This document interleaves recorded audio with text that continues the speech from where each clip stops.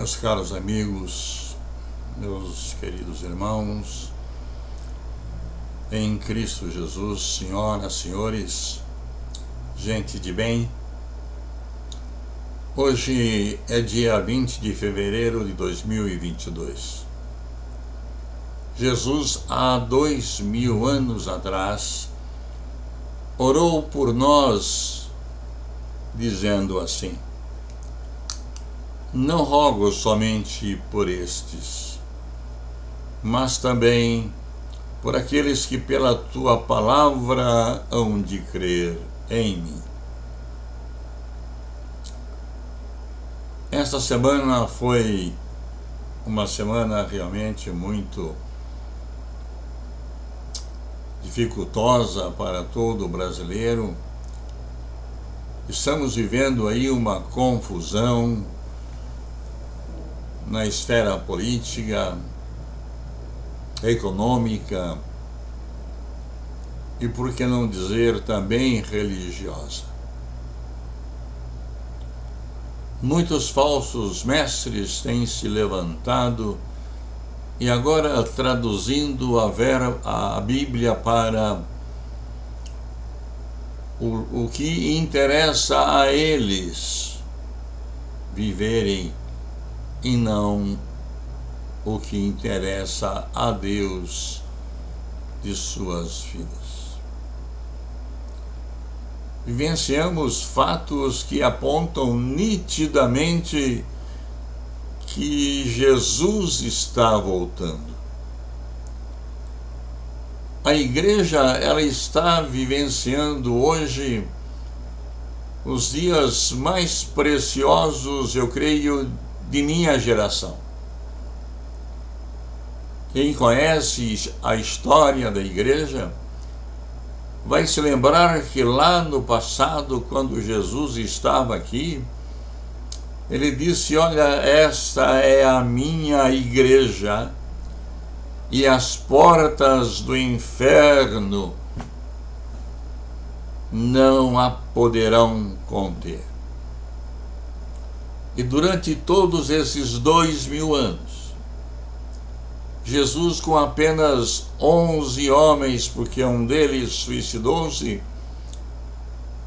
trouxe a igreja até aqui. E esses 11 homens, com exceção de João, 10 deles foram mortos barbaramente pelos romanos.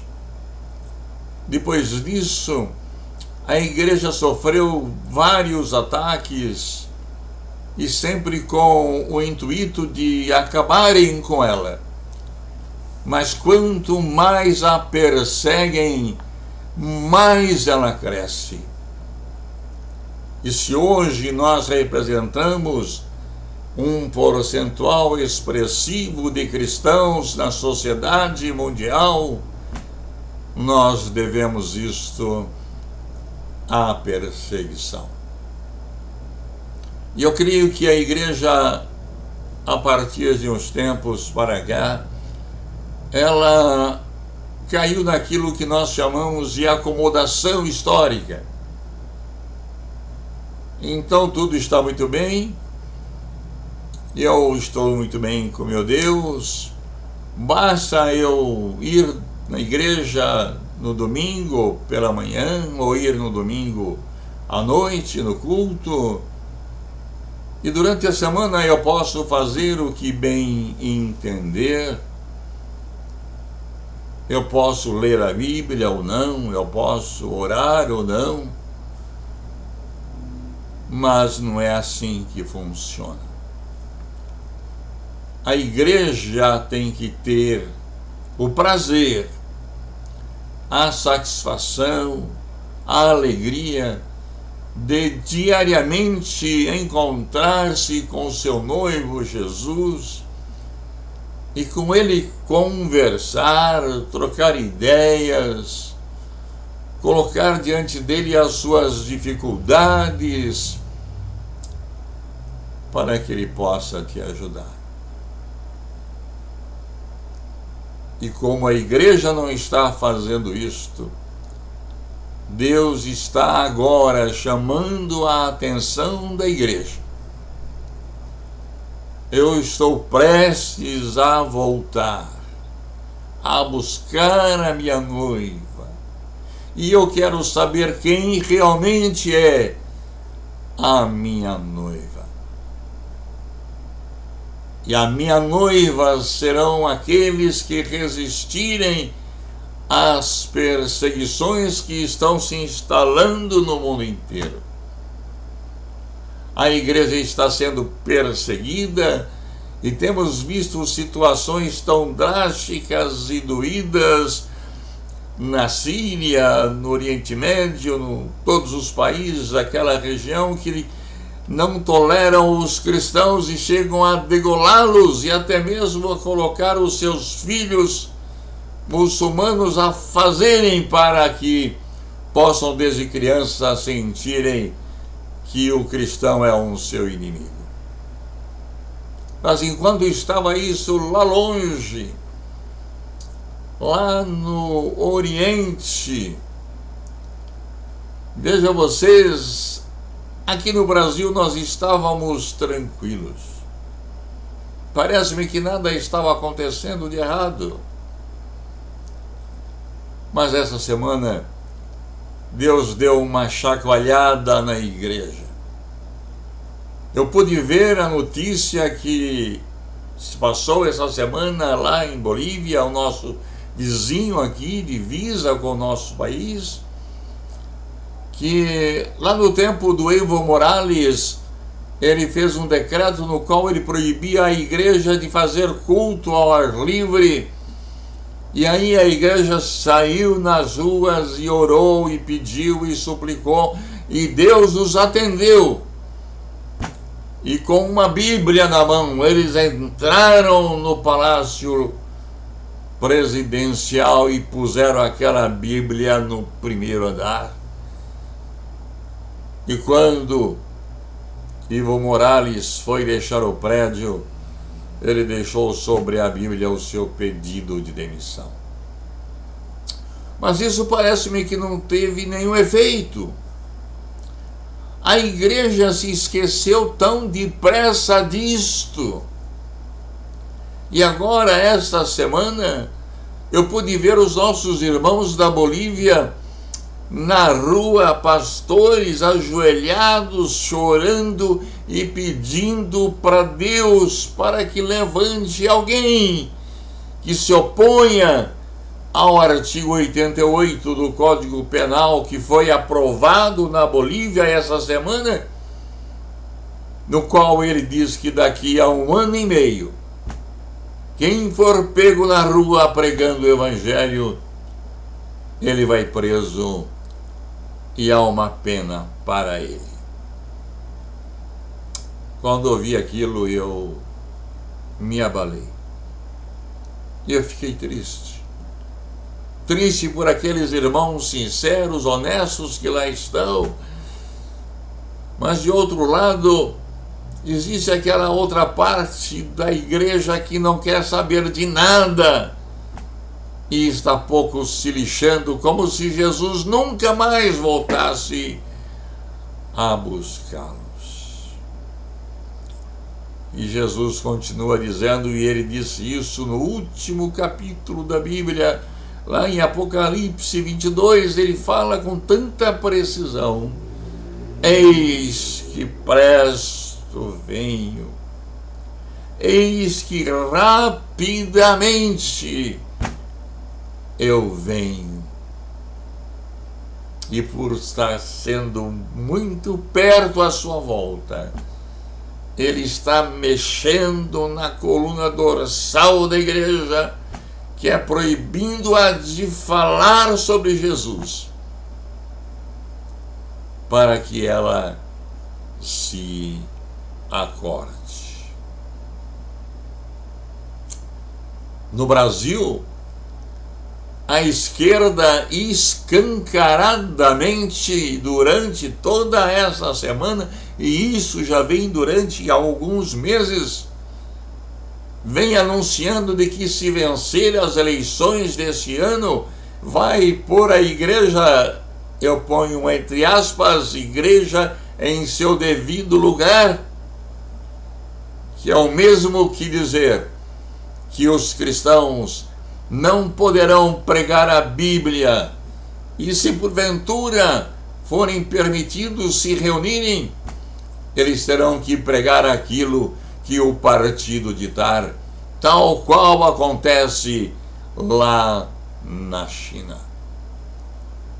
Essa semana deveria entrar, ou estava na pauta para ser votado, o projeto de lei que proibia o cristão de evangelizar na rua qualquer pessoa. E deu-se a isto o nome de assédio religioso. O crime de assédio religioso. Vejam vocês.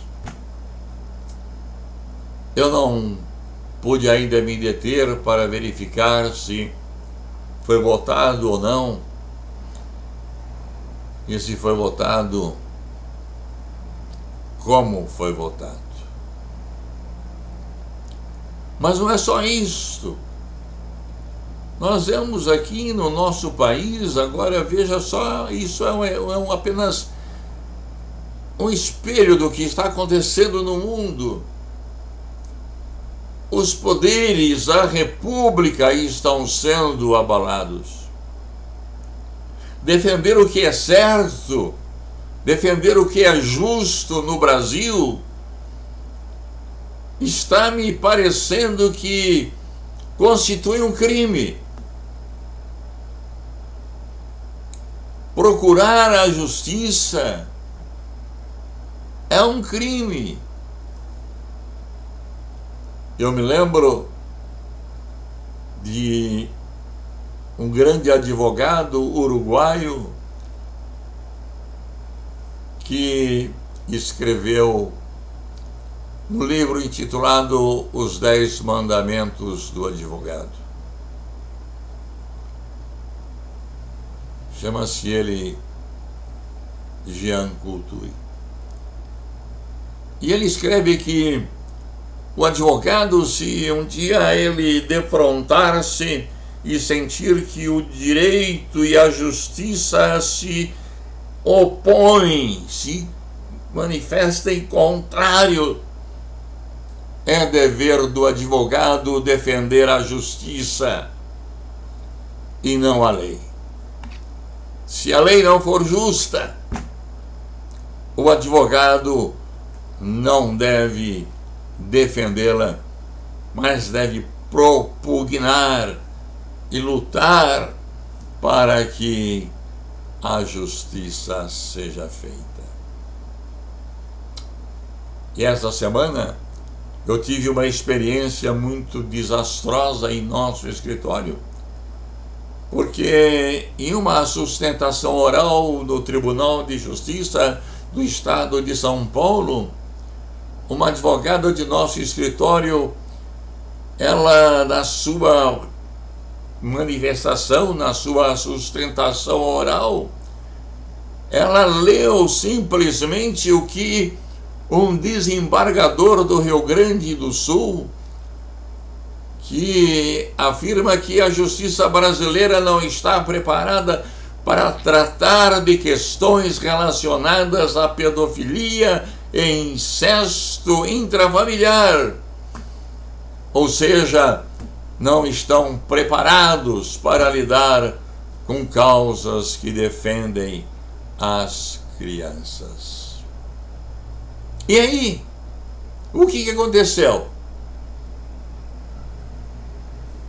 Aquele colegiado determinou que se reproduzisse aquele texto da gravação e mandassem para a juíza do processo, para que, se ela entendesse que se sentiu ofendida com aquela citação, que tomasse as providências cabíveis contra a advogada que defendeu aquela criança. E falou uma frase de um desembargador que eu não vou citar o nome dele aqui para não comprometê-lo, mas que ele falou puramente a verdade. Nós estamos, desde 2012, trabalhando e insistindo e lutando com todos os poderes da República para que a Lei 12.318/2010, a Lei da Alienação Parental, ela seja revogada. E veja vocês, 10 anos se faz, 12 anos se passaram desde que ela foi promulgada em 2010.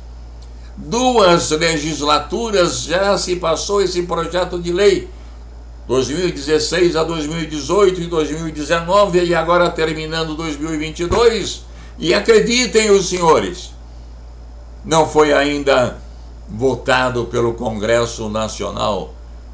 E o projeto de lei 498/2018, da lavra do senador Magno Malta,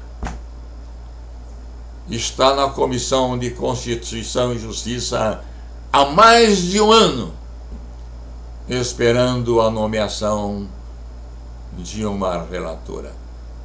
Enquanto isto, centenas e milhares de crianças estão sendo estupradas, estão sendo mortas, estão sofrendo na mão de seus genitores abusadores. E quando se leva essa informação para o tribunal faz isso que eu acabei de falar para vocês. Manda instaurar um processo disciplinar contra o advogado. Já tivemos 8 processos aqui, 6 dos quais já foram arquivados, graças ao nosso Deus. Um outro já está prestes a ser julgado também, e eu entendo que terá o mesmo destino. E agora se me afigura mais um processo dessa ordem. Parece-me que estamos com a cabeça completamente doida. Parece-me que falta alguém de juízo nesta terra para colocar ordem nas coisas. E como se não bastasse, para completar o desmando que vem acontecendo em nosso país, e eu quero me ater aqui apenas ao meu estado, que é onde eu mais advogo, onde eu mais estou, onde eu mais milito. Ele baixa lá uma norma que não é decreto, não é lei. Mesmo que fosse decreto, eu não precisaria obedecer, porque não é lei, proibindo o advogado que não foi vacinado de entrar nos recintos públicos sem que apresentem o atestado de vacinação. Enquanto que lá na Suíça, nos demais países europeus, que são muito mais evoluídos do que o Brasil, vamos concordar com isto, eles não mais exigem o passaporte vacinal. Em muitos países pararam com a vacinação pelo efeito nefasto que ela provoca, que ela produz. Diante de tudo isto, lendo as notícias dos jornais e tendo em outra mão a Bíblia Sagrada, nós podemos ver de que a Bíblia está aqui sendo cumprida literalmente em nossos dias, pois aqui está a resposta àquilo que a Bíblia fala. E com a Bíblia aberta nós podemos ouvir Jesus sussurrando ao nosso ouvido: eis que cedo venho. Aguentem mais um pouquinho. eu virei em breve. Quer me parecer, meus irmãos, que Deus está oferecendo ao mundo e às igrejas oportunidade para que consertem as suas vidas, porque Jesus Cristo virá e quem não estiver preparado não subirá a encontrá-lo nas alturas, no glorioso dia do arrebatamento de sua noiva.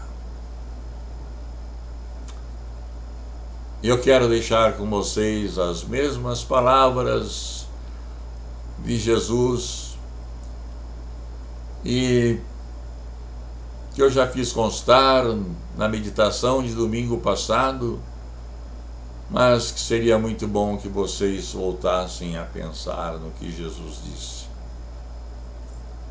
Ele diz assim: eu sou a porta. Se alguém entrar por mim, salvar-se-á, e entrará, e sairá, e achará pastagens. Eu vim para que tenham vida, e a tenham com abundância. E continua Jesus dizendo: eu sou o bom pastor. O bom pastor, ele dá a vida pelas ovelhas. Eu sou o bom pastor e eu conheço as minhas ovelhas e das minhas eu sou conhecido. E assim, como o Pai conhece a mim, também eu conheço o Pai e dou a minha vida pelas ovelhas. Vocês encontrarão essas palavras lá em João, no Evangelho, capítulo 10, nos versículos de 9 a 15. E eu termino dizendo a vocês: Deus te abençoe e te dê a você uma lucidez mental para que racionalmente você pegue a Bíblia e leia as promessas que Jesus Cristo fez para você. E se você ainda não é membro de igreja ou não faz parte de uma igreja, você poderá tornar-se se você atender a sua voz. E aqueles que dizem hoje que são a igreja de Jesus Cristo, leiam as palavras de Jesus ali e se preparem, porque quando ele virá, ele levará somente aqueles que estão com a vida em ordem, preparados, aguardando com ansiedade a sua volta.